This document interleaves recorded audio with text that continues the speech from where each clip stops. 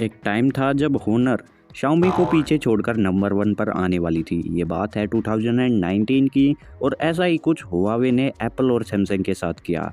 वो कहती है ना, जितने ऊपर उड़ता है जो, वो उतना ही नीचे गिरता है। ऐसा ही होनर और हुआवे के साथ भी हुआ। रिसेंट टाइम की अगर बात करें तो उनकी एक्सेसरीज ही मिलती है, फ़ोन नहीं।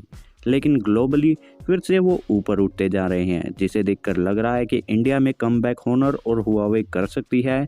बिहाइंड द सीन क्या चल रहा है, सभी चीज़ों को लेकर बातें करेंगे।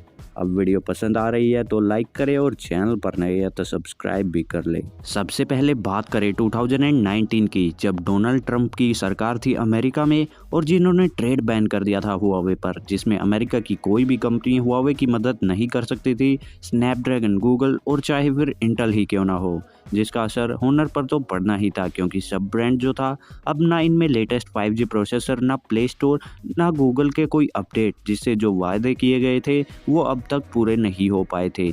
अब जो मार्केट में फ़ोन्स अवेलेबल थे वही बिक रहे थे, आगे लॉन्च सब रोक दिए गए थे, जिससे कंपनी टूटती चली गई। हुआवे जो किरिन प्रोसेसर सीरीज़ लेकर आई थी वो बंद हो चुके थे, लेकिन उस टाइम पर भी Huawei Mate x foldable phone था जो बहुत एडवांस था, लेकिन सर्वाइवल मुश्किल हो गया था, इसलिए उसे रियल मार्केट में लॉन्च ही नहीं किया गया।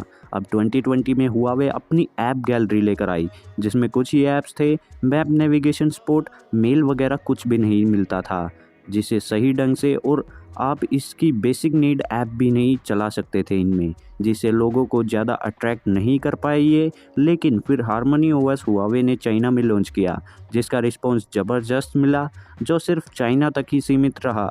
ग्लोबली ट्रस्ट बिल्डअप नहीं हो पाया, जिसके चलते हुआवे को होनर सब ब्रांड बेचना पड़ गया। अगर मेन रीजन की बात करें बैन क्यों हुआ था, तो हुआवे चाइना गवर्नमेंट के अंडर काम करती थी, जिससे दूसरे देशों की इंफॉर्मेशन लीक होने का खतरा बना रहता था, जिसके चलते हुआवे का प्रोसेसर और सॉफ्टवेयर सपोर्ट देने के लिए अमेरिकी सरकार ने मना कर दिया था। लेकिन होनर इंटरनली हुआवे से ही कनेक्टेड है अभी भी, जो शायद हुआवे के अंडर कंट्रोल ही है, जिससे होनर का कमबैक पॉसिबल हो पाया है।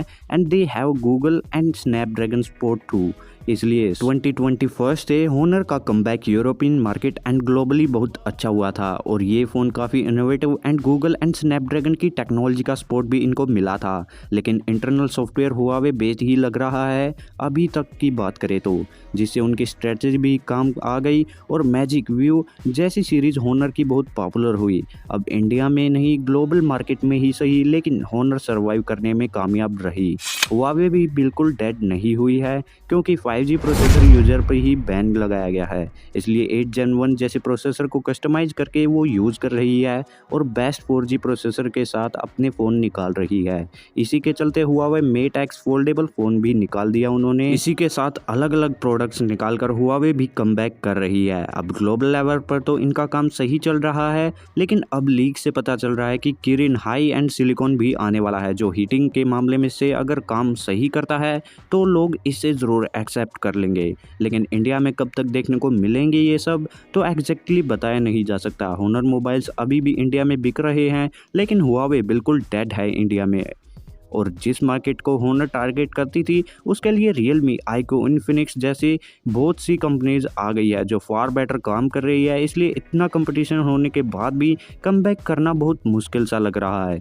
अब ये देखने वाली बात है होनर इंडिया में आएगी या नहीं, लेकिन हुआवे इंडिया में कम्प्लीटली बैंड है। अब बिहाइंड द सीन के बारे में पता चल गया होगा। अगर तुम लोग नए हो तो सब्सक्राइब करो, वो जो लाल वाला बटन है उसके साथ सूर्य नमस्कार करो या फिर अनुलोम विलोम, मुझे नहीं पता, बस क्लिक हो जाना।